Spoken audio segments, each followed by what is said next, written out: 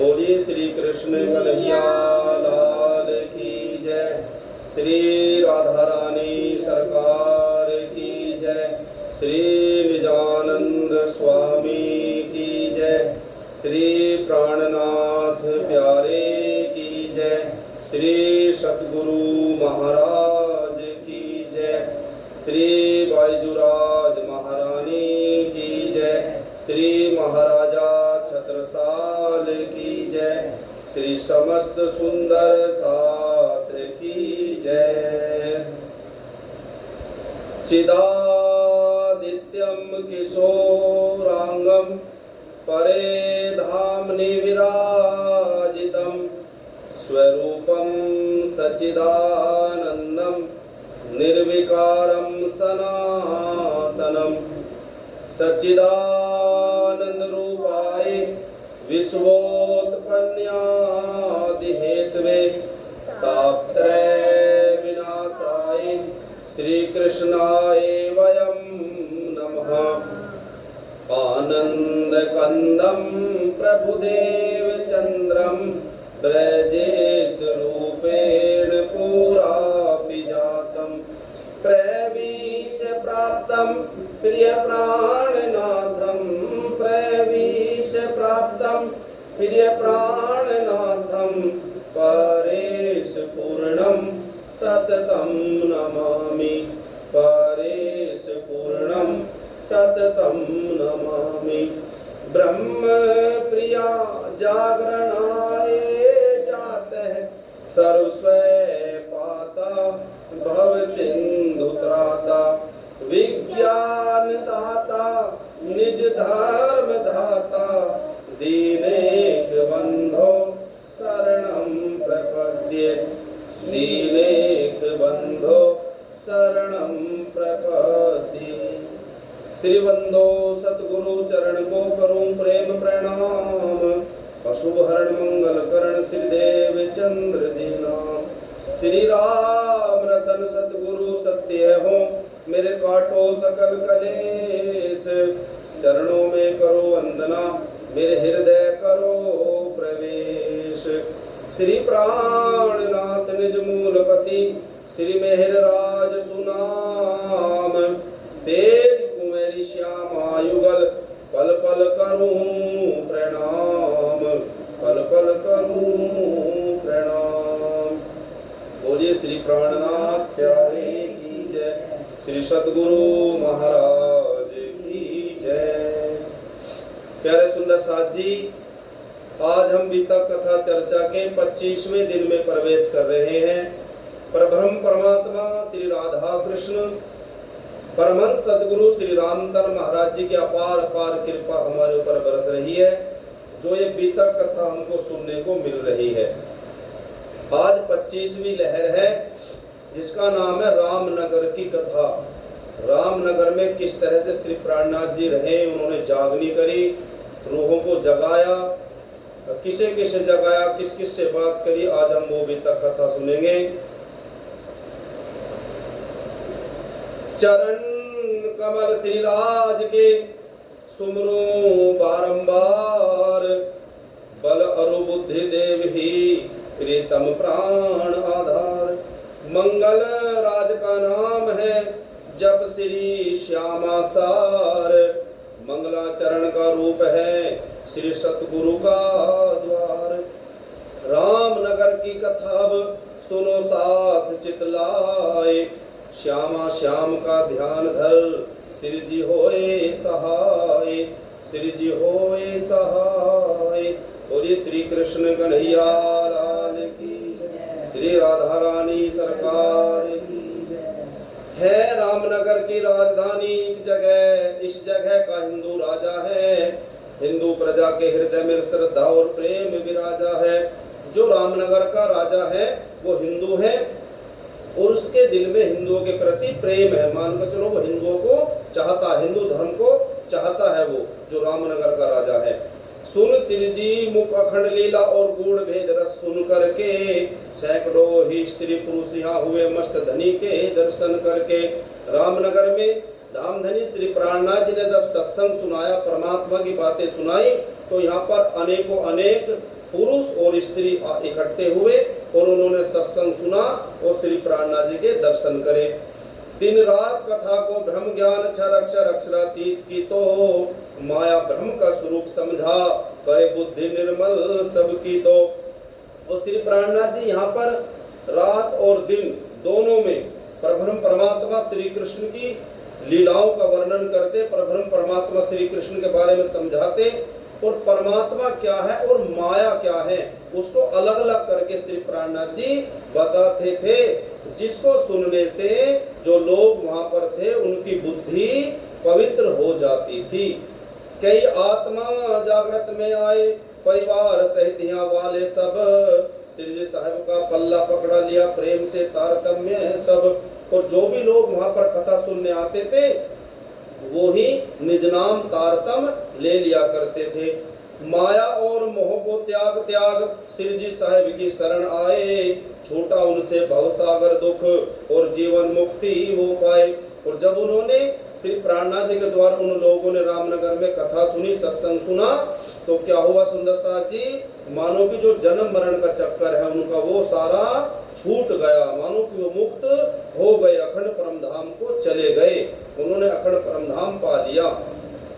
आत्म अनुभव सब करते थे श्री सुंदर साथ बहुत जागे, हरि सिंह सुजान सिंह किशोर कई राज्य कुटुंबी चरणों लागे। और वहां पर कौन कौन जो बड़े लोग थे उनमें से था एक हरि सिंह और एक सुजान सिंह, इन्होंने भी परिवार के साथ मिलकर के सत्संग सुना, श्री प्राणनाथ जी के चरणों में आए।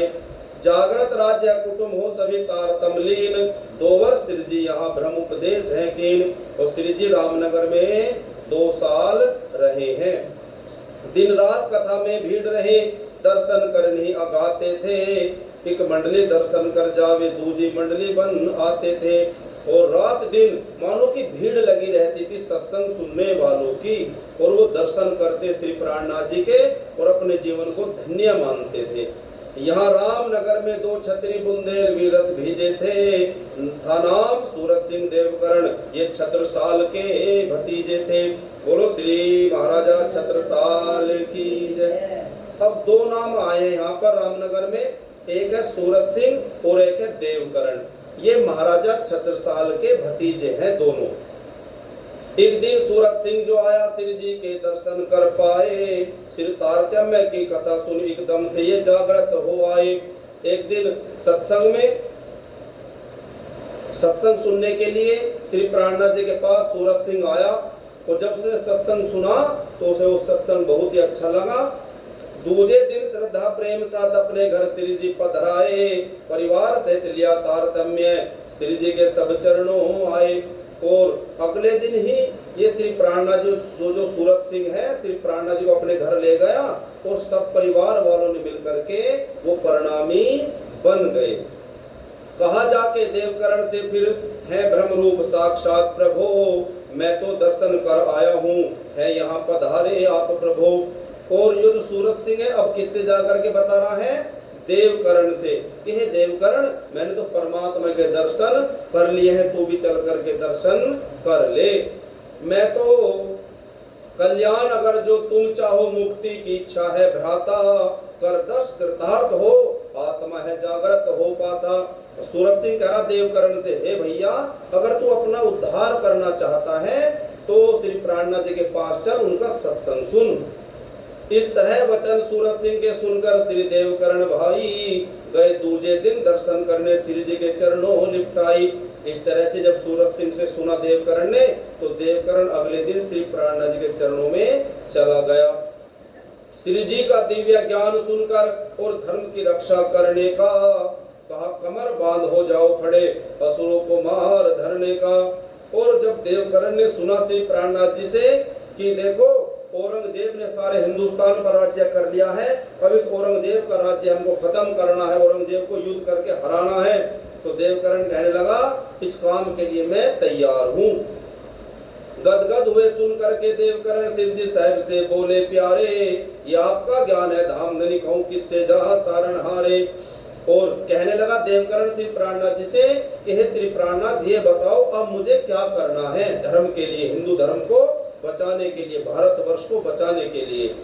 जागृत इल्म है आपका नस्वर दुनिया जीव, कैसे वस्तु अखंड को ये पहचाने पीव। और कह रहे हैं कि जो ज्ञान है ना, ये परमधाम का ज्ञान है, इसे हर दुनिया का इंसान पहचान सकता नहीं है। आप देख लो, हर कोई भक्ति भजन करता ही नहीं है, कुछ ही लोग चुनिंदा ऐसे होते हैं जो भक्ति भजन रोज रोज करते हैं। उपदेश ये दिव्य आपका जो हमारे चाचा यदि सुन पाए, है नाम श्री छत्रसाल उनका, सुनते ही जागृति में आए। देवकरण कहने लगा श्री प्राणनाथ जी से कि मेरे चाचा हैं जिनका नाम है महाराजा छत्रसाल, अगर वो आपकी बात सुनेंगे तो वो सुनते ही जागृत हो जाएंगे। जागृत का मतलब एकदम से आपके दर्शन करने के लिए तैयार हो जाएंगे। वो इसे जरूरी ग्रहण करें और कटिबद्ध हो जाएंगे। है पहले असुरन से लड़ते वो मान जरूर ही जाएंगे। उन्हें आपके जैसे सदगुरु का है बहुत तलाश मेरे स्वामी, विश्वास हमें छत्रसाल पे है सच्चा, जानो प्रभु अंतर्यामी। देवकरण कह रहा है श्री प्राणनाथ जी से कि हे श्री प्राणनाथ जी, हमारे जो महाराजा छत्रसाल है ना, वो तो आपके जैसे सदगुरु की तलाश कर रहे हैं। तब पूरा धर्म कार्य होगा, होगी रक्षा उनके द्वारा, होगा असुरों का तभी नाश, उनको है धर्म बहुत प्यारा। बेटा ये मत गिरा दियो बस। कहा देवकरण ने, हे श्री जी, चाचा जी ने है प्रण कीना, एक दिव्य पुरुष महात्मा को अपने दिल गुरु धार लेना। देवकरण क्या बता रहा है श्री प्राणनाथ जी से कि हे प्राणनाथ जी, महाराजा छत्रसाल ने प्रण ले रखा है। क्या प्रण ले रखा? उन्हें स्वप्ने में दर्शन था हुआ, इस बात को 12 वर्ष हुए। एक दिव्य पुरुष, एक दिव्य तेज महापुरुष के तो उनको साक्षात थे दर्श हुए। एक बार सपने में महाराजा छत्रसाल को 12 साल पहले एक महापुरुष के, दिव्य पुरुष के दर्शन हुए। अब जब वो जो भी उसे महाराजा छत्रसाल को दर्शन दे रहा सपने में, वो महात्मा जो है वे, तो वो क्या कह रहे सपने में महाराजा छत्रसाल से, देकर दर्शन फरमाया था, सुर छत्रसाल गुरु मैं तेरा, तुझको मैं खुद ही आन मिलूं, करता रहता तू ध्यान मेरा। वो जो सपने में जो गुरुजी दर्शन दे रहे हैं, वो ये कह रहे थे महाराजा छत्रसाल से कि तू हमेशा मुझे याद करता रहना, और मैं एक दिन आऊंगा और तुझसे मिल लूंगा करके सपने में कह रहे गुरुजी। और क्या कहा, फिर दी थी मोहर निशानी भी, कहा पास इसे अपने रखो, इतना के अंतर ध्यान हुए मेरा स्वरूप दिल में देखो। और सपने में गुरुजी ने क्या दिया महाराजा छत्रसाल को, एक मोहर दी और कहा कि इसे अपने पास रखना। तो जब महाराजा छत्रसाल की आंख खुली ना, तो वो मोहर उनके पास थी, हाथ में थी, सच्ची में थी। देखो सपने की कोई चीज अगर हम सोच रहे हैं, हमारे पास थोड़ी आ जाती है, वो नहीं आती, लेकिन वहां महाराजा छत्रसाल के सामने थी, वो मोहर हाथ में थी। मानो कि जैसे सपने में दर्शन ना दे करके वो सच में दर्शन दे दिया हो उन्होंने। इस तरह का लीला थी वो श्री प्राणनाथ जी की। वह मोहर भी उनके पास में है, मालूम मुझे ये होता है, वो ही साक्षात है आप ब्रह्म, आत्मा गवाही देता है। तो देवकरण कह रहे कि श्री प्राणनाथ जी, मुझे विश्वास है जिस गुरु जी ने, जिस दिव्य पुरुष ने महाराजा छत्रसाल को दर्शन दिए थे सपने में, वो आप ही थे। मुझे ऐसा विश्वास है पक्का। वो पहचान लिया देवकरण ने श्री प्राणनाथ जी को, आप ही थे वो। आप पधारे इसलिए पूरा कारज हो ही, चाचा के ढिग जाऊं तो आज्ञा दीजिए मोही। देवकरण कहने लगा, हे श्री प्राणनाथ, अगर आप कहो तो मैं अपने चाचा के पास चला जाऊं आपके बारे में बताने के लिए। श्री जी बोले, ऐसा होगा तुमको ही जाना होवेगा, जाकर अपने चाचा के पास संदेशा सुनाना होवेगा। श्री प्राणनाथ जी ने कहा, हे देवकरण, तुझे जाकर के महाराजा छत्रसाल को मेरे बारे में बताना ही पड़ेगा। पड़ गई बीमारी रामनगर, सैकड़ों लोग मरते जावे, कई सुंदर साध्वी धाम चले, घबराए मन में भय खावे। उस समय रामनगर में बीमारी आ गई और जिससे बहुत सारे लोग मर गए, और उसमें हमारे प्रणामी सुंदर साध्वी बहुत सारों को धाम चले गए, सिधार गए वो दुनिया से। थोड़े ही दिन रहा ये कौतुक, श्री जी की कृपा से शांति हुई। इसके दरमियान हक दिल्ली में सुल्तान के संग घटनाएं हुई, और फिर श्री प्राणनाथ जी ने कृपा करी, तो उनकी कृपा से वो जो बीमारी आई थी वो भाग गई। बोलो श्री प्राणनाथ प्यारे की जय। अब क्या हुआ, जो राजा औरंगजेब था उसके साथ अब एक दिन एक घटना घटी। और वो घटना क्या घटी, जब वो जा रहा है एक दिन अपने दरबार में आया। जब दरबार में आया तो उसने देखा वो जिस सिंहासन पे औरंगजेब बैठता था आज उस पर कौन बैठा है, शेर बैठा उस सिंहासन पर जिस पर औरंगजेब बैठता था, शेर बैठा। और वो शेर को देख करके एकदम से पीछे को हट गया औरंगजेब, उसके सिंहासन पर बैठने की हिम्मत नहीं पड़ी। और वो जैसे ही पीछे हटा तो उसके जो वहां सैनिक थे बहुत सारे औरंगजेब के, वो कहने लगे कि बादशाह आप क्यों ऐसे कांप रहे हो, क्यों डर रहे हो, क्या हुआ। तो बादशाह ने कहा औरंगजेब ने कि देखो तो सही, तुम्हें चमक नहीं रहा है, सिंहासन पर शेर बैठा है। तो सिपाही कहने लगे कि बादशाह हमें तो कुछ भी दिखाई नहीं दे रहा है। तो वो कह रहा बादशाह से औरंगजेब की देखो आंख खोल करके सिंहासन पर शेर बैठा। लेकिन सिपाही कह रहे हमें कुछ भी दिखाई नहीं दे रहा है। वो शेर किसे दिखाई दे रहा, केवल औरंगजेब को। लेकिन फिर भी जो सिपाही थे उन्होंने समझा करके औरंगजेब को कहा नहीं नहीं कोई नहीं है सिंहासन पर, और कहाँ बैठा दिया, सिंहासन पर। जब बैठाया है तो सिंहासन एकदम से ऐसे नीचे पलट करके गिर गया है। तो क्या हुआ, मेरी तरफ है देखता और ये कहता बात, होला सुल्तान तो हुआ उदय है प्रभात। और जो आवाज क्या आ रही उसे औरंगजेब को कि ए सुल्तान जाग जा, तेरे सतगुरु आ गए हैं, जो जिसे तू ढूंढ रहा है ना वो यहाँ पर आ गए। औरंगजेब को ऐसी आवाज आई।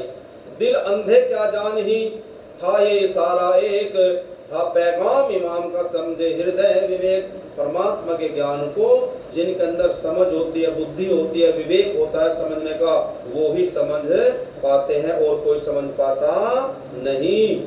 यही तो एक इशारा था, आ गया हाथ सिंह श्री जी के, केसरी हिंद रणजीत शेर आया चरणों साहेब जी के। तो कौन है वो शेर, मानो कि श्री प्राणनाथ जी को आज एक शेर मिल गया। कौन, महाराजा छत्रसाल। भेजा था देवकरण को वहां सुल्तान को दिया नजारा था, तेरी सिंहासन नहीं रही यही तो किया इशारा था। इशारा क्या करा कि अब औरंगजेब तेरा सिंहासन रहने वाला नहीं है, इस सिंहासन को तू छोड़ देगा बहुत जल्दी से जल्दी। कहा लोगों ने सुल्तान से ये है आपको भ्रम शाहे अली, कोई भी नहीं सिंहासन पर, सिंहासन दिख रहा खाली। शेर यहाँ बैठा हुआ नजर में क्यों न आए, गैब से शायद आ गया जो न हमें ही दिखाए। अब जब बहुत देर हो गई है तो उन्होंने ये भी समझाया, जो उसके सिपाही थे, दरबारी थे, मंत्री थे औरंगजेब के, उन्होंने ये भी कहा है, वो किसे समझा रहे, औरंगजेब को, कि बादशाह शायद ऐसा हो सकता है वो जो एक महात्मा है ना, और वो बार बार भेजे तुम्हारे पास लोगों को समझाने के लिए, शायद उस महात्मा ने कोई जादू टोना कर दिया है तुम्हारे ऊपर, जिससे तुम्हारे सिंहासन पर शेर बैठा हुआ चमकता है। अब ऐसा करो उस महात्मा को गिरफ्तार करवाओ। कुछ ऐसा कौन कह रहे हैं, सिपाही कह रहे हैं, मंत्री उसके औरंगजेब के। तो औरंगजेब ने आदेश दे दिया कि जाओ उस महात्मा को पकड़ करके मेरे पास ले आओ। औरंगजेब ने कह दिया कि श्री प्राणनाथ जी को पकड़ करके मेरे पास ले आओ।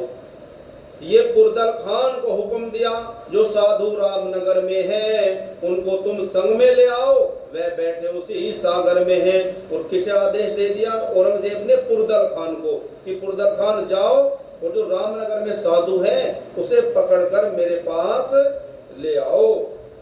सुबह पुरदल खान को हुक्म लिखा सुल्तान, रामनगर जो महात्मा पहुंचाओ इत आन। और पुरदल खान ने किसे कह दिया, रामनगर के राजा को, उनके संग है जितनी जमात वो सारी संग ही ले आना, जितना भी हो खर्चा उनका अपने घर से सब दिलवाना। और क्या कह दिया औरंगजेब ने कि प्राणनाथ के साथ जितने भी लोग हैं उन सबको ले आओ मेरे पास, और जो भी खर्चा हो वो मतलब तुम ही देना, उनसे कोई खर्च मत लेना, उन्हें सब कुछ खर्चा देना और आराम से ले आओ उन्हें अपने पास। इस तरह हुक्म सुल्तान का सुन शेख खिदर पठान को हुक्म किया, 350 फौज का मालिक था। इस तरह से फरमान दिया। अब कौन चल दिया है उन्हें पकड़ने के लिए? शेख खिदर और 350 फौज है उसके साथ। तुम रामनगर सब जाकर के संग में साधु जमात लाकर, उनको कोई तकलीफ न हो, सुल्तान पहुंचे जाकर। और औरंगजेब ने यह कह दिया कि जब उन साधुओं को पकड़ करके लाओगे तो उन्हें कोई भी दिक्कत परेशानी नहीं होनी चाहिए। तब हुक्म ये जाकर शेख खिदर श्री रामनगर को है लिखा, जो आपके शहर में साधु हैं, सुल्तान ने उन्हें बुला रखा। अब शेख खिदर जो रामनगर का राजा था उसके पास गया है। उससे कहा रामनगर के राजा से कि हे राजा, जो तेरे शहर में एक साधु है उसको हम पकड़ने आए हैं, उसको सुल्तान ने अपने पास बुलाया है और तू उस साधु को पकड़ करके हमें दे दे, और अगर तू उसे पकड़कर हमें नहीं देगा तो हम फिर तेरे पर आक्रमण कर देंगे, तुझे नष्ट कर देंगे। ऐसा शेख खिदर ने कहा रामनगर के राजा से, उस साधु को पकड़ करके दे दे हमें।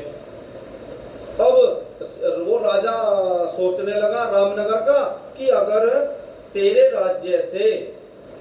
राज्य से किसी महात्मा को पकड़कर ले जाएंगे ये मुसलमान, तो तेरी बदनामी होगी कि देखो भाई वो राजा था और उसके दरबार से, उसके राज्य से एक महात्मा को पकड़ करके ले गए, तो फिर मानो कि हमारी सारी दुनिया में बदनामी हो जाएगी।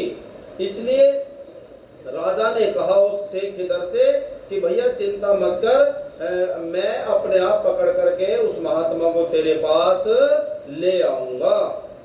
निश्चय वो राजा किया कोतवाल बुलवाए, श्रीजी चरणों जाकर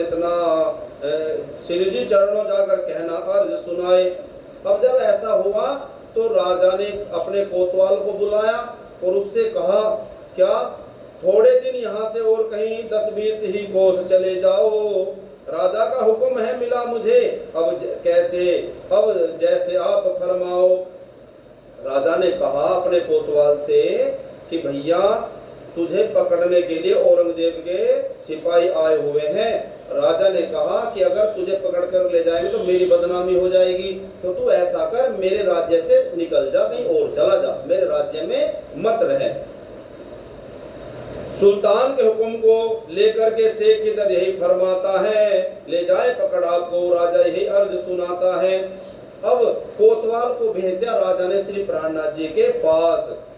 जब वो कोतवाल श्री प्राणनाथ जी के पास गया है तो श्री प्राणनाथ जी ने कोतवाल से कह दिया, क्या कि श्री प्राणनाथ जी कह रहे कोतवाल से कि मैं औरंगजेब राजा से नहीं डरता, मैं तो चाहता हूं कि वो मुझे पकड़ने आए और मैं उसे बैठा करके अपने पास सत्संग सुनाऊं और उसे प्रणामी बना दूं। बोलो श्री प्राणनाथ प्यारे की जय। ऐसा कह दिया कोतवाल से। और जब फिर कोतवाल ने आकर के किसे बता दिया? राजा से, कि राजा जी वो महात्मा तो ऐसे ऐसे कह रहे कि जब औरंगजेब लड़ने आएगा मैं उसको अपना आप देख लूंगा। राजा ने फिर दोबारा से कोतवाल को भेजा है श्री प्राणनाथ जी के पास। राजा ने दोबारा फिर भेजा, फिर कोतवाल ने जाए कहा, एक कोतवाल ने सब किस्सा राजा साहिब से आए कहा, और फिर दोबारा भेजा कोतवाल को। राजा ने कहा, कोतवाल ने श्री जी से मन में राजा विश्वास धरे, सुल्तान हमारे को आकर पकड़ेगा क्या कुछ भी न करे। ये सुन राजा से कहा कोतवाल ले आए। राजा अब ये सोचता अपने मन में जाए, यहाँ बड़े बड़े महाराजे तो सुल्तान के डर से कांप रहे, लेकिन श्री जी ने अपने मुख निर्भय होकर ये वचन कहे। तो राजा सोच रहा कि औरंगजेब से बड़े बड़े राजा डरते हैं, लेकिन ये महात्मा नहीं डर रहा, पता नहीं क्या बात है, ऐसा सोच रहा राजा। कहा राजा अपने भाई को जिसका था नाम सुवंश राय, ये बड़े हटीले श्री जी है, कोई जाए इनको तो समझाए। अब राजा ने 2 बार कोतवाल भेज लिया, श्री प्राणनाथ जी वहां से नहीं जा रहे। अब राजा ने किसे भेजा है? अपने भाई को जिसका नाम है सुवंश राय। सुवंश राय से कहा कि भैया तू चला जा उस महात्मा को समझाने के लिए कि यहाँ से तू वापस अपने कहीं और स्थान पर चला जा। अब वो सुवंश राय आए हैं श्री प्राणनाथ जी के पास। जब अब क्या हुआ, गए सुवंशराय श्री जी के पास जाकर के अर्जी कीनी है, जो कोतवाल से बात कही वही इनसे कह देनी है। तो जब सुवंशराय आए तो सुवंशराय से भी श्री प्राणनाथ जी ने कह दिया कि भाई मैं औरंगजेब से नहीं डरता। राजा साहिब से भाई ने वही आकर के कह दी ना, जो थी तसल्ली श्री जी ने राजा से फिर यकीन कीना। अब सुवंशराय ने भी जाकर के कह दिया राजा से कि भाई राजा वो महात्मा नहीं डर रहे, वो तो कह रहे हम तो यहीं रहेंगे, औरंगजेब को आ जाने दें। अगले दिन क्या हुआ, शेख खिदर आ गया अपनी सेना लेकर के राजा के पास और कहा अब उस महात्मा को पकड़ करके ला, मैं उसे ले जाने आया हूं। तो राजा ने कहा शेख खिदर से भैया वो महात्मा जहां बैठा है वहां चला जा और पकड़ करके तो उसे ले जा, हम कुछ भी नहीं कहने के। अब वो शेख खिदर के साथ एक था दीवान या सेनापति होता है इस तरह का, तो एक दीवान था, उसका नाम था भिखारी दास। किसके साथ था वो, शेख खिदर की। शेख खिदर किसने भेजा है, औरंगजेब ने। तो जो शेख खिदर के साथ भिखारी दास है, भिखारी दास कहने लगा कि पहले मैं जाकर के पता ले लूं कि वो महात्मा सही है या गलत है। क्यों, क्योंकि वो कह रहा भिखारी दास, क्योंकि राजा जोगी और अग्नि जल इनसे डरते रहना भाई, बेमतलब इन्हें नहीं छेड़ो नहीं तो फिर मरोगे बिन आई। भिखारी दास कह रहा कि देखो राजा को और योगी मतलब साधु को, आग को और जल को बिना मतलब की इसे पहले इनसे मत खेल लो, नहीं तो आप मौत को प्राप्त हो जाओगे, मर जाओगे। तो उस महात्मा को क्या पता वो सही हो और हम उसे जाकर के पकड़ कर ले जाए और हमसे पाप हो जाए, वो पता नहीं क्या फिर श्राप देते हमें। तो पहले मैं जाकर के वहां उनसे बात कर लूं कौन कह रहा है, भिखारी दास। अब भिखारी दास कहाँ आया, श्री प्राणनाथ जी के पास। ये भी पहुंचा, वहां जाकर के बैठे थे श्री जी साहिब जहां। अब शेख खिदर ने मान लिया पहुंचे हैं भिखारी दास वहां, श्री प्राणनाथ जी के पास भिखारी दास आ गया है। श्रद्धा के साथ चरणों में जा पहले दंडवत प्रणाम किया, फिर श्री जी साहिब के पास बैठ सारा ही किस्सा सुना दिया। बोला सुल्तान का हुक्म है इन्हें पकड़ के दिल्ली अब लाओ, और आपका नाम भी लिखा है संग में जमात भी तो सब लाओ। भिखारी दास ने जाकर के श्री प्राणनाथ जी के चरणों में प्रणाम किया और कहा कि हे प्राणनाथ, आपको पकड़ने का आदेश दे रखा है औरंगजेब ने और मैं आपको पकड़ने के लिए आया हूं। तब श्री प्राणनाथ जी क्या कह रहे कि अब आपकी तो इच्छा क्या है मुझको भगवान बतला दीजिए, जिस तरह से आपकी आज्ञा हो वो ही सब कुछ समझा दीजिए। तो बताओ आपको क्या कहना है, मेरे साथ चलना है या कुछ और कहना है। भिखारी दास पूछ रहा श्री प्राणनाथ जी से। श्री जी बोले इस तरह सुनो भिखारी दास, हम तो यही चाहते ले चलो शाह के पास। श्री प्राणनाथ जी कहने लगे भिखारी दास मैं तो यही चाह रहा कि मुझे कोई पकड़ ले और औरंगजेब के पास ले जाए। कितने दिन से सुल्तान को हम देते पैगाम, हैरान भय सुनता नहीं कोई, हमारी भी अच्छा हुआ आप जो आ ही गए।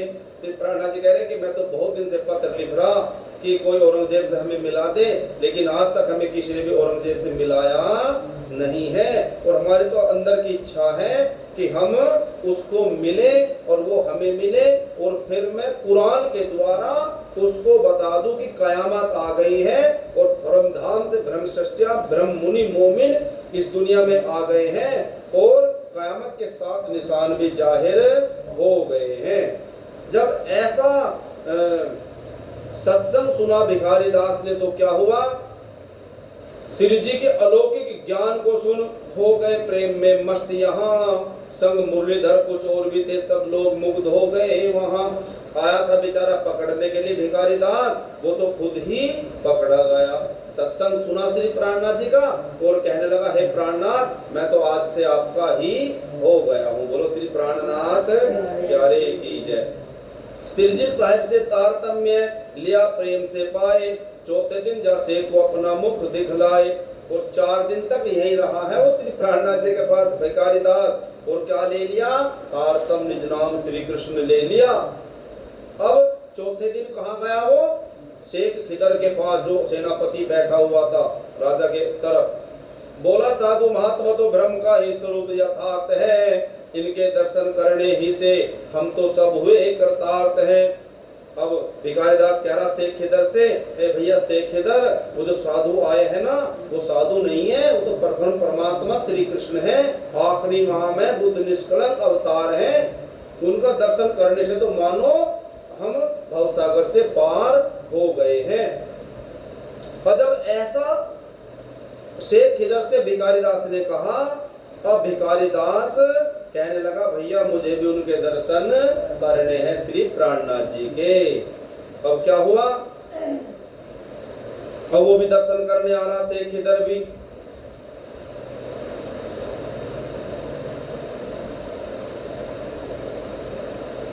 कर दर्शन गया शेख फिर राजा के दरबार रामनगर नरेश से, कहा सुनो सरकार। अब शेख खिदर भी श्री प्राणनाथ जी दर्शन करने आया। श्री प्राणनाथ जी ने उसको सारे भेद समझा दिए, कुरान के और शास्त्रों के सारा कुछ समझा दिया। अब वो शेख खिदर भी समझ गया कि श्री प्राणनाथ जी ही परब्रह्म परमात्मा है। और वो शेख खिदर दर्शन करने के बाद भिखारीदास ने किसे बताया, शेख खिदर को। अब शेख खिदर किसे बता रहा, रामनगर के राजा को, जो आज तक एक बार भी श्री प्राणनाथ जी दर्शन करने नहीं गया था। अब कह रहा वो शेख खिदर राजा से जाकर के रामनगर के क्या कह रहा, हे राजा मेरी एक बात सुनो। क्या, ए राजा तेरे नगर में तो ऐसे महापुरुष विचरते हैं जिनके दर्शन करने मात्र दोनों ही लोग सुधरते हैं। शेख खिदर कह रहा, हे राजा है ना, अफसोस की बात है क्या कि देखो तेरे तेरे तेरे राज्य में एक ऐसे महान पुरुष महापुरुष आए हुए हैं जिनके दर्शन करने से ही इस दुनिया में और सुख मिलता है और परम धाम का सुख भी मिलता है। मानो दोनों लोग हमारे सुधर जाते हैं, इत भी धन और उत भी धन। ऐसा कहा शेख खिदर ने राजा से। आत्मा भी जागृत होती है ऐसा उपदेश मुक्ति का दे, साक्षात ब्रह्म का है स्वरूप भवता पिटे वो भक्ति दे। और शेख खिदर कह रहा राजा से, हे राजा वो कौन है, जब हम उनका सत्संग सुनते हैं तो मानो कि आत्मा जाग जाती है। वो जो जन्म जन्म के दुख है इस आत्मा को वो सारे दूर हो जाते हैं। बोलो कृष्ण कन्हैया लाल की जय।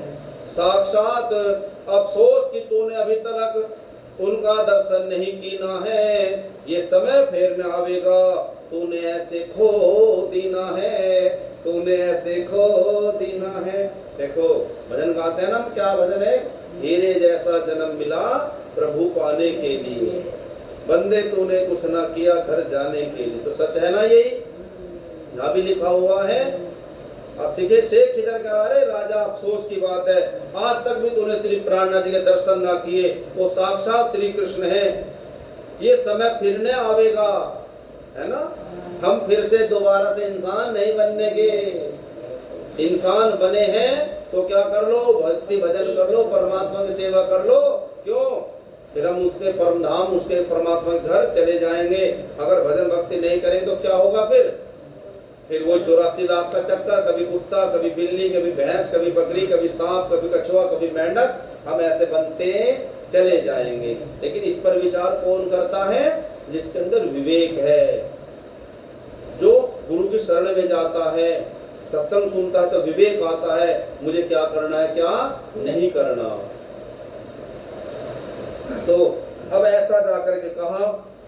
अब वो राजा भी सोचने लगा कि भाई मैं भी एक बार दर्शन कर लूं, किसके, श्री प्राणनाथ जी के। जब सब उनकी तारीफ कर रहे तो एक बार मैं भी चलूं दर्शन करने के लिए। तो राजा ने सोच लिया। अब राजा के मंत्री कहने लगे कि राजा जी आप जा तो रहे हो दर्शन करने, पर एक बात सुन लो। नु क्या, कि वो जो महात्मा है ना, हमने ये सुना है कि उसके पास एक भभूति है, और जो भी उसके दर्शन करने जावे और जब वो नीचे उस झुका प्रणाम करे तो उसके चिल्ले उस भभूति को उसके सिर पे मार दें और वो उसका ही हो जाए। तो कैसे जाना है, संभल करके जाना है। और जाओगे तो दूर से खड़े होकर दर्शन करना, जाकर उनके चरणों में प्रणाम मना कर लियो, नहीं तो उनके चेले क्या कर देंगे, भभूति फेंक देंगे तुम्हारे सिर पर, तुम फिर वहीं रह जाओगे, उसके बन जाओगे। बोलो श्री प्राणनाथ प्यारे की जय। राजा कहने लगा ठीक है, दूर से दर्शन करूंगा, उनके चरणों में नहीं जाने का। जो कोई जावे दर्श को देवे सिर पर डाल, एकदम दास बनाए ले ऐसा फेंके जाल। मानोगे तो जाल फेंक देते हैं। दर्शन करने यदि जाओ भी तो सोच समझ करके जाना, रखना इतना ख्याल राजा इनके नजदीक नहीं आना। उस महात्मा के नजदीक मत जाइयो, वे उसके मंत्री सिखा रहे राजा को। दूसरे दिवस गया दर्शन को खड़ा दूर ही से प्रणाम किया, नजदीक नहीं आया डर से कर दर्शन पीछे लौट लिया। देखो दर्शन करने आया है और दूर से प्रणाम करा राजा ने और वापस चला गया। हुआ शेख इधर फिर हाजिर है, कुछ भेंट भी आन चढ़ाई है, फिर प्रेम और श्रद्धा के साथ श्री जी को अर्ज सुनाई है। फरमाओ साहब वास्ते अब क्या हुआ? अब शेख खिदर दोबारा से गया है श्री प्राणनाथ जी के पास और हाथ जोड़ करके कह रहा कि हे प्रभु, अब मुझे औरंगजेब के पास जाना है, अब ये बताओ मैं औरंगजेब से जाकर के क्या कहूँ, क्योंकि उसने मुझे कहा था उसे पकड़ करके लाओ महात्मा को, और मैं खाली हाथ जा रहा, अब उसे क्या कहूँ जा करके। तो श्री प्राणनाथ जी कह रहे फरमाओ साहब वास्ते अब क्या पुरदिल खान को लिख पावे। श्री जी बोले जो देखा है वही और हम क्या बतलावे। श्री प्राणनाथ जी कह रहे शेख इधर से कि जो तूने देखा है वो जा करके बता दे जा करके कि वो तो परब्रह्म परमात्मा है। श्री प्राणनाथ जी ने कहा जो तेरी आत्मा दे साक्षी वो ही सुल्तान को कह दीजिए। हो विदा शेख ने सोचा यही सब किस्सा लिख लीजिए। और शेख इधर सोचने लगा कि जो जो घटनाएं घटी है मेरे साथ ऐसा ही जाकर के मैं सुल्तान से बता दूंगा। दीवान भिखारी दास तो फिर अपने कुटुंब संग ला करके श्री जी की सेवा करने को हाजिर हुए चरणों आकर के। और भिखारी दास का हाल क्या हुआ? वो तो पूरे परिवार को लेकर के श्री प्राणनाथ जी के चरणों में सेवा करने के लिए आ गया, मानो प्रणामी बन गया है। यहाँ वाणी बहुत सी उतरी है जो श्री मुख वाणी है गाई कि बहुत जागने श्री जी ने रह करके रामनगर भाई। और यहाँ पर वाणी भी उतरी है, चौपाइयाँ उतरी हैं और बहुत सारे लोगों की आत्मा को जगाया है श्री प्राणनाथ जी रामनगर में। दीवान जो देवकरण जी ने श्री जी से तारतम्य लीना, आत्म दृष्टि खुल गई इनकी, श्री जी को धाम धनी चीन्हा। और देवकरण कौन है? महाराजा सतसाल जी के भतीजे, और उन्होंने भी तारतम्य ले लिया है और दीवान देवकरण की आत्मा जागृत हो गई है। पहुंचाने गए थे खबर अपने चाचा पास, धर्म की रक्षा के लिए काम करे ये खास। अब क्या हुआ? दीवान देवकरण अपने महाराजा चाचा के पास, सतसाल जी के पास खबर देने गए हैं। क्या खबर? श्री प्राणनाथ जी की खबर देने के लिए श्री जी साहब ने श्री छत्रसाल पे भेजा था। आप पहुंचे मुंह में देवकरण, कहना धनी का संदेशा था। और श्री प्राणनाथ जी ने क्या कहा देवकरण से कि महाराजा सतसाल से जाकर के कह दे कि श्री प्राणनाथ जी आ गए हैं। श्री छत्रसाल से आन मिले श्री जी का सब वृत्तांत किया, सुनकर प्रसन्न हुए छत्रसाल, देवकरण को आशीर्वाद दिया। और जैसे ही देवकरण ने महाराजा सतसाल से जाकर के श्री प्राणनाथ जी की बात करी तो महाराजा सतसाल जी बहुत ज्यादा खुश हो गए हैं। और एक दिन रामनगर के आसपास लालदास जी महाराज जी भी घूम रहे, उन्हें एक बुढ़िया मिली। बुढ़िया ने कहा लालदास जी से, हे लालदास जी, जो आपके गुरु आए हुए हैं ना, उनकी चर्चा महल में होने लगी है, उनके बारे में पता चल गया है महाराजा छत्रसाल को। और एकदम से लालदास जी खुश हुए कि हमारे प्राणनाथ की चर्चा महल में हो रही, राजा को पता चल गया है। तो तुरंत दौड़े दौड़े भागे आए लालदास जी महाराज जी श्री प्राणनाथ जी के पास। हे श्री प्राणनाथ जी, महाराजा छत्रसाल को आपके बारे में पता चल गया है। अब क्या हुआ? हो गया वापिस शेख इधर तो गुलाम मोहम्मद फिर आया, हस रिश्तेदार शेख का आकर राजा को धमकाया। लोग के मारे आ गया राजा से कहा जाए, दुश्मन जो सुल्तान के घर तुमने बैठाए। अब शेख इधर तो चला गया वापस सत्संग सुन करके। अब कौन आया है? गुलाम मोहम्मद, किसे? श्री प्राणनाथ जी को पकड़ने के लिए। सिख तो नहीं लेगा पकड़ के, अब आया गुलाम मोहम्मद और आकर के रामनगर के राजा को धमकारा कि तूने उस साधु को पकड़ने के मतलब पकड़ के नहीं दिया हमें। अब जब राजा ने सोचा कि ये तो औरंगजेब के जो सिपाही हैं, पहरेदार हैं, इसके सेनापति हैं, ये तो बार बार आएंगे इसका गुरु को पकड़ने के लिए, महात्मा को पकड़ने के लिए, तो इस बार तो एक सख्ती से आदेश दे दिया राजा ने इसे श्री प्राणनाथ जी को कि हे श्री प्राणनाथ, अब आप यहाँ से चले जाइए, मैं आपको अपने राज्य में रख सकता नहीं हूँ। क्यों?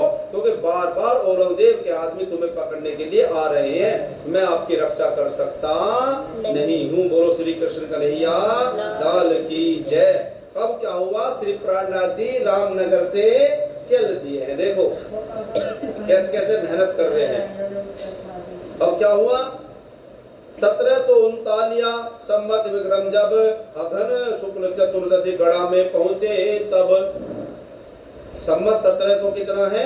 39, अघन का महीना है, चतुर्दशी का दिन है। अब श्री प्राणनाथ जी गढ़ा में पहुंच गए। रामनगर के पास क्या है? गढ़ा। श्री रामनगर से चल करके पहुंचे श्री जी साहब गढ़ा, जहां यहाँ बाग में आ डेरा कीना, कुछ छुपे रहे शैतान वहां। अब जैसे देखो गढ़ा में आए और जब वहां डेरा लगाया बाग के पास, तो वहां डाकू आ गए। श्री प्राणनाथ जी के साथ सुंदर साथ भी थे। अब डाकुओं से क्या हुई? मारपीट हुई है पूरी रात। और फिर पूरी रात साधु संतों ने उन डाकुओं को मारपीट के भगा दिया है। बोलो श्री कृष्ण कन्हैया लाल की जय। अब क्या हुआ? फिर आगे चली जब कहानी, श्री लालदास और उत्तम दास दोनों को श्री जी हुक्म किया। श्री छत्साल के पास इन्हें दोनों को मऊ में भेज दिया। श्री प्राणनाथ जी कहाँ गए? गढ़ा में। महाराज छत्साल जी कहाँ रहते हैं? मऊ में। तो श्री प्राणनाथ जी ने लालदास जी को और उत्तम दास जी को दोनों को महाराज छत्साल के पास मऊ में भेज दिया है। श्री लालदास जी मऊ आके मिले छत्साल को आकर के, पहले किस्सा राजों का कहा जिनको आए समझा करके। लालदास जी महाराजा छत्साल से कह रहे हैं कि हे महाराजा छत्साल, श्री प्राणनाथ जी ने अनेक राजाओं से कहा कि भाई औरंगजेब से लड़ने के लिए तैयार हो जाओ, लेकिन कोई भी राजा औरंगजेब से लड़ने के लिए तैयार नहीं हुआ है। रक्षा करना धर्म की तुम्हारे सिर पर भार, तेरे ताले ही लिखा रण विजयी सरदार। लालदास जी कह रहे महाराजा छत्साल से कि है छत्रसाल, वो तेरे ही सर पर मुकुट बंधेगा। क्या? औरंगजेब को हराने का, इस हिंदुस्तान से मुगलों का शासन खत्म करने का तेरे सर पर ताज बंधेगा, तू ही है वो। विजया अभिनंद बुद्ध जी का इनको स्वरूप फिर सुनवाया, सुनते हृदय छत्रसाल दर्शन की खातिर ललचाया। अब लालदास जी ने क्या करा? महाराजा छत्साल को श्री प्राणनाथ जी की पहचान करा दी। कौन है ये? बुद्ध निष्कलंक अवतार महामती श्री प्राणनाथ जी है ये, ऐसा बता दिया। और जैसे पता लगा कि ये तो परब्रह्म परमात्मा है श्री प्राणनाथ जी, तो छत्साल जी के अंदर बेचैनी सी हो गई दर्शन करने के लिए श्री प्राणनाथ जी की। श्री जी साहेब के लाने के लिए ये 3 प्रेमी भिजवाए थे। उत्तम और लालदास के संग देवकरण जी आए थे। अब महाराजा छत्साल ने लालदास और उत्तम दास के साथ देवकरण को भी भेज दिया कि श्री प्राणनाथ जी को ले आओ मेरे यहाँ। संग में ये भी कहला भेजा, कुछ यहाँ की हालत ठीक नहीं, वरना मैं खुद हाजिर होता, यमुनों का पड़ा है जोर यहीं। और छत्साल जी ने कहा कि उनसे कहना श्री प्राणनाथ जी से कि हे प्रभु, मैं आ जाता, लेकिन मेरे राज्य में भी मुगलों ने युद्ध करने की तैयारी कर रखी है, मैं भी छोड़ करके आ सकता नहीं हूँ।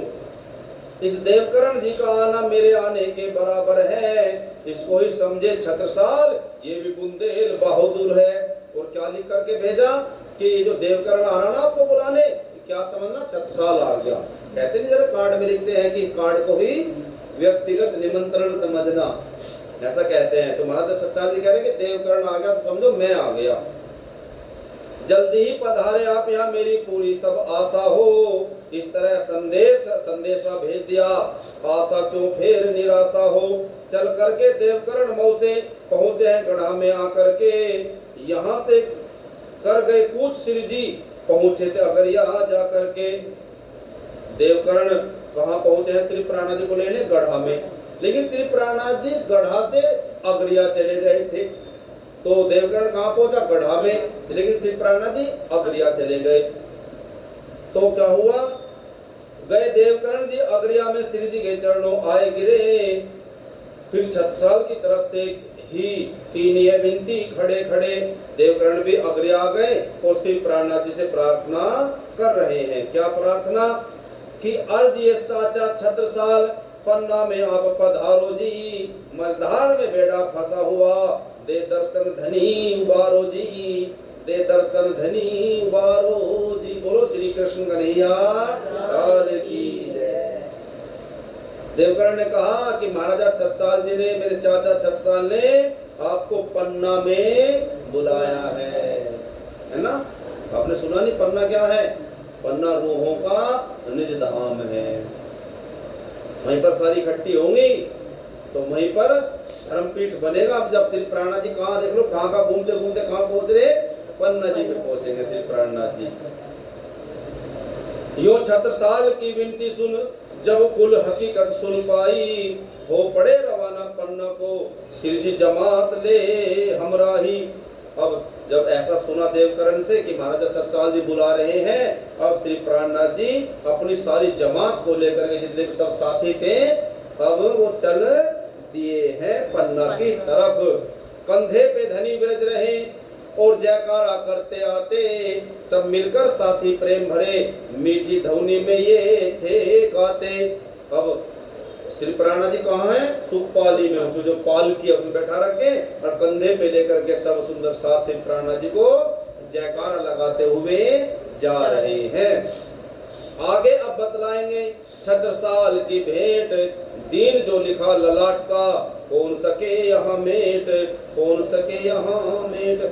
आखिर में दीन भिखारी जी कह रहे हैं कि देखो जो किस्मत में लिखा है उसको कोई मेट सकता नहीं है, मिट जाएगा। वो कैसे मिटेगा? जब आप परमात्मा की भक्ति करोगे, परमात्मा ने ही लिखा है और परमात्मा ही उसको मिटा सकते हैं। तो सुंदर साथ जी, आज की बीतक कथा हमारी यहीं पर समाप्त होती है। 25वीं लहर समाप्त। अब हम कल सुनेंगे श्री प्राणनाथ जी और महाराज छत्रसाल जी दोनों मिलेंगे और कल हम क्या करेंगे? खुशियां मनाएंगे और नारियल भी फोड़ेंगे और कल रक्षाबंधन भी है।